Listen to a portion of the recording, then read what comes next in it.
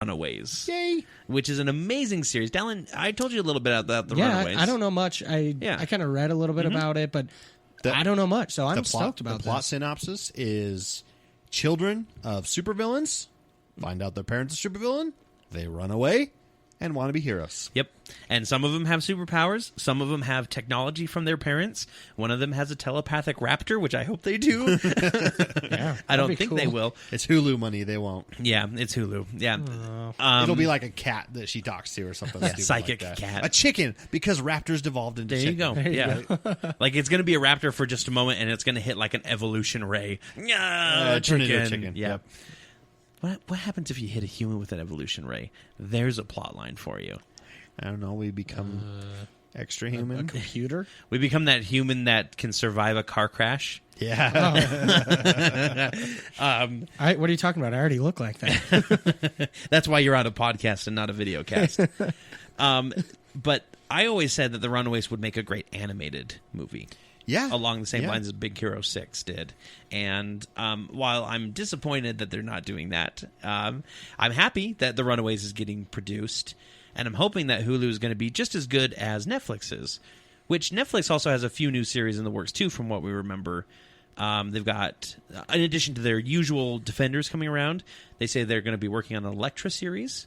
Did they say Bullseye series? Yep. Elektra, Bullseye, Punisher. And Punisher, She-Hulk, possibly She-Hulk, which I'm excited for. She-Hulk. I'm so excited. Lawyer drama that she like strong arms people into talking. That'd be great. Mm-hmm. Like I want the She-Hulk from the comics that never changes back into Jennifer Walters, though, because Jennifer Walters is kind of a shy, timid person. Exactly. And she transforms into She-Hulk because it makes her feel confident. It makes her feel strong, makes her feel sexy. So she decides to be that person all the time. Mm-hmm. And Jennifer Walters becomes her secondary thing. Exactly, yeah. I mean, she still goes by her name, Jennifer Walters, but she stays as She-Hulk all the time. Because she can it makes transform her feel, as well. Yeah, it makes you feel powerful. Yeah, like, I'd stay as Jennifer Walters She-Hulk, too, if I was She-Hulk. Yeah. They won't. No. They won't. Nope, she'll go green once every episode. If that. Yeah. They'll show it in the first episode, her like full transformation, in court, and then when she gets mad or something, and then in the next preceding episodes, you'll never see her transform on screen. No, she'll just all of a sudden be that way. Shadow. You'll hear that. Yeah, the shadow. Yeah, she'll like run past a pillar and she'll come out the other side full green and big. Okay, all right, whatever. It's TV, guys. I it's know. TV. But it's Netflix TV too. I know. We'll see how they have to handle that. All right. Look how they handled Jessica Jones. That's true. She was strong, but that's the easiest power to do on TV. Right. You just make things weak. You just make cardboard doors, and she can kick them down. You know. But at the same time, the hardest power to do on TV, besides like normal CGI powers, flight. Yeah. There's so many bad TV shows with flight. Yeah. Powerless. Yes. We were just watching, Powers. Yeah. We were just watching an episode of Powers, and that was just so bad. Yeah, like because they do the wire, they wire harness him. Yeah, and they act all like really weird. They're all like rigid and everything. Like they look like they've never been on wires before, and they're terrified to be up in the air. And so they kick up and they're wiggling. Yeah, I wiggle fly. It's like, no, you're supposed to be steady. Yeah. I just hope with the new Hulu series, they don't try and recreate the dark grittiness of the Marvel Netflix series. Mm-hmm. I hope they go with more of a lighter, like the cinematic approach. I think actually even taking it farther away than that and going full comedy. Do a runaway comedy movie. Or comedy series, and go with this lighter, like, because you've got the Marvel cinematic middle ground where it's like snarky and dark at the same time. You know, Coulson dies, but then we joke later just because whatever. It's Snadarky. And then you've got a little bit of humor, but a lot of like dark and gritty ground level stuff with the Netflix series. Yeah, so filmed with a filter. You hear bones cracking, bloody. Man, that Luke Cage trailer where the guy punches him in the side of the head, and you see his like wrist just and his like crumple. Brutal, so brutal. And then you can have Hulu on the other side where it's like you put your Runaways and you put your Damage Control, where it's just the lighter side of the Marvel universe, which I think would be great. All right, last thing before we get into our fixes of the week, because we are out of time. We are going to be at Salt Lake Comic-Con September 4th, 5th, and 6th, I think. No, 1 through 3. 1 through 3, yeah. It's early this year. It is so early. Last year was like the end of the month for September, which is crazy. Right. 1, 2, 3. Yeah. So we'll be there Saturday. So if you're there and you hear our sultry voices, run up to us and say hi. Yeah. We'd love to meet you. We'd love to see you. Yep. Yeah. We'll see you there. And then bring us sodas. We're totally we can be bought off. Yeah, we can. I can totally change any of my reviews for the right amount of money. Here's a 12-pack. Mary Jane is black is good. Yes, she is. Take your 12-pack back. There are certain things that a man will not budge Here's on. $1,000. Mary Jane is good. She's perfect. Awesome. There you go. Yeah, there we go. There's the budget limit right there. Everyone can be bought. It's just just got to find the right amount of money. Yeah, you give me $1 million, I'll say whatever the hell you want on this podcast. I'm serious. But we'll probably be recording after that. I don't know exactly when we'll be able to or what we'll be able to do. We've got to figure that out. But look for the episode where we talk about Salt Lake Comic-Con and what we thought of it coming in a couple weeks here. Now, Fixes of the Week, which used to be the Picks of the Week, but now we call it the Fix of the Week because that just sounds great because we're junkies.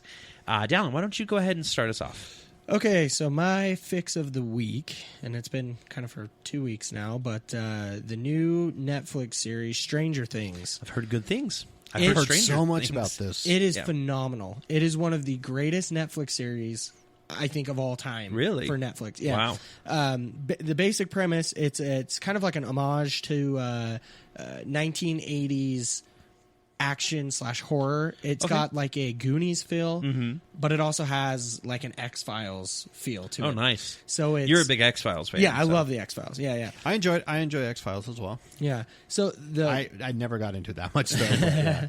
Yeah, I've liked it too much. So, I got into X-Files Squared Fringe.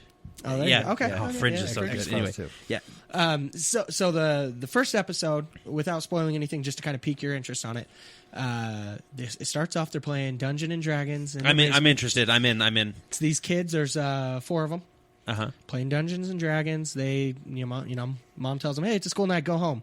So they are riding their bikes home like you did in the 80s. Yep. With no supervision. No supervision. Yeah, it's 10 o'clock at night. They're going home. Well, they encounter something, and the kids go home. One of them is coming home. Something's following him, and he sees it out of the corner of his eyes a couple times. He gets into his garage. It's like breaking through the wall. He sees it. He runs out, loads a shotgun, and then all of a sudden, boom, he's gone. And then the kid or the monster? Both gone. Oh, geez. Out of thin air. Into thin air. So you have no idea. Like they both just disappear on camera? Now, how off camera? Off camera. Okay. How much horror is it? A little bit? A lot? 50-50? 30%? I think you're going to get more. I think it's going to be more like sci-fi horror, like Third Kind, or it's a lot like that. So, anyways, that's the beginning, and then boom, the credits come up. Stranger Things. It's like this synth. 80s synth music, and it comes up and the story starts. You got the touch. Really, really good movie or series. Yes. And it's about the kids trying to figure out where the kid went. The town thinks he's murdered. He got killed by his dad, or he fell off a cliff, or whatever the hell. The kids have to solve it. I have had nonstop. Like people at work, friends, watch it. This is awesome. It's amazing. And I'm like, but with your little description there, I'm intrigued. Okay. I'm very intrigued. We're gonna have to watch the first episode. Really good. And the best part of it, it's short. 8 episodes, 42 minutes each. Okay, cool. I burned through that thing. Yeah. I watched 3 episodes in one day, 3 episodes the next day, and then I was done. Perfect. And it's fantastic. Nice. So, out of 10, what would you give it? 10 out of 10. Okay, yeah, perfect. it's amazing. Cool. Alrighty.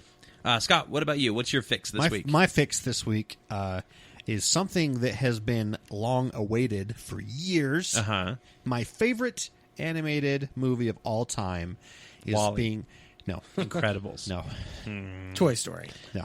Finding not even close. Not even close. Iron Giant. Oh, right. The Iron Giant. Is coming out on Blu-ray. Being re-released. Up to this point, it's never been released on Blu-ray. It's all been DVD. That's crazy.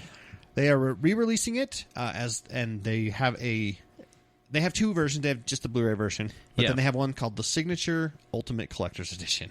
It's a mouthful. So which one are you getting? Like, the I Ultimate, even have to Ultimate ask. Collector's Edition. It comes with all kinds of like an artwork book. It comes with a little miniature metal sculpture figurine of the Iron Giant. It comes with Blu-ray. It comes with DVD. It comes with. Is it like the sculpture at the end of the Iron Giant movie? Is that what it is? I think it is. Yes. That's awesome. Oh, cool. So, my favorite movie of all time, my favorite animated movie of all time, and I guess I'm gonna have to start saying this. Like, people ask you, "What's your favorite movie of all time?" and I'm always like, I'm just gonna say Iron Giant because I can literally watch that over and over and over again and never get tired of it. There you go. Ever. It's really hard to pick a favorite movie. It's about $75. Yeah. Off Amazon. It's pre-ordered. It's coming out September 6th, so a few days after the podcast gets released, and it's gonna be. I think it's gonna be awesome. I'm gonna have to watch it, of course, for my celebration as soon as I get it in. Yeah. So, all right. I'm gonna have to start having like an Iron Giant Day. I'm gonna find out what day it got released, and that's gonna be my Iron Giant Day of the year. Kind of like we do November 5th. Oh yeah, we do a V for Vendetta, V for Vendetta yeah. party.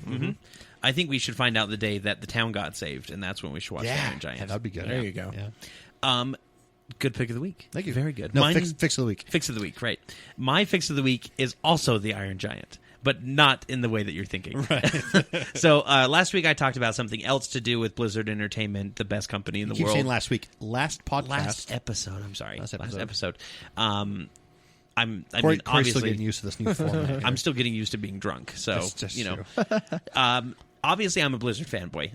I've said this over and over again. If you listen to this podcast, you are aware of it, so you can't call me out on it or anything like that because I know I'm aware of it. Half my collectibles are Blizzard. It's man. true.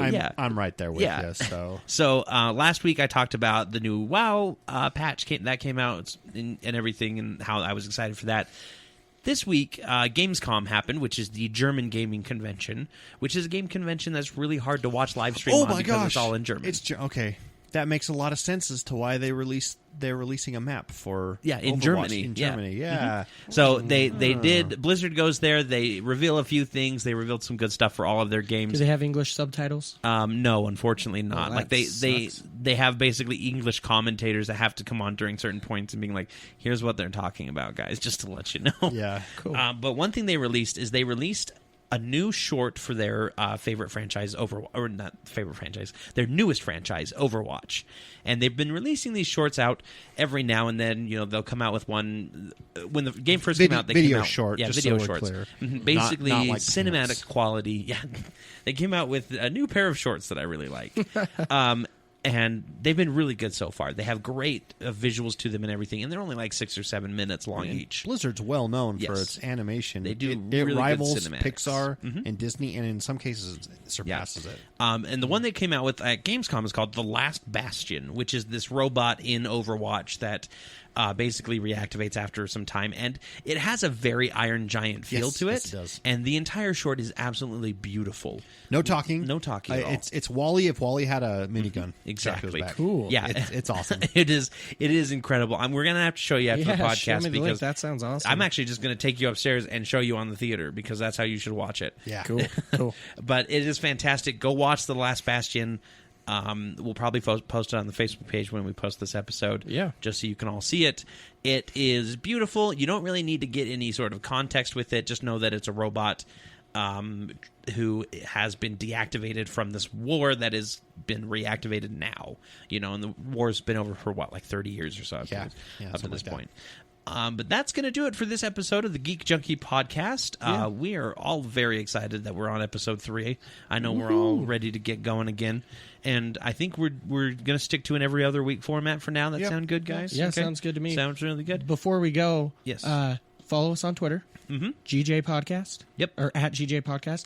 On Facebook, facebook.com/Geek Junkie Podcast. We're now on Spreaker. Yes. And we're on Stitcher.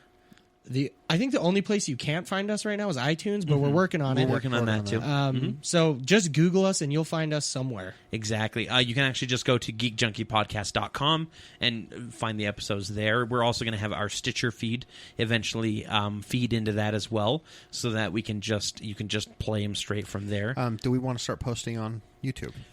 Yes, I think we said something about that. I'm planning on that, okay. Yeah, we'll probably have to come up with a good picture to put up there. And eventually, everything. I don't know what episode, we'll throw up some cameras and we'll do like not a live stream, but we'll do. Scott, you have to wear pants. Yeah, I have to wear pants. All right. You can't go commando.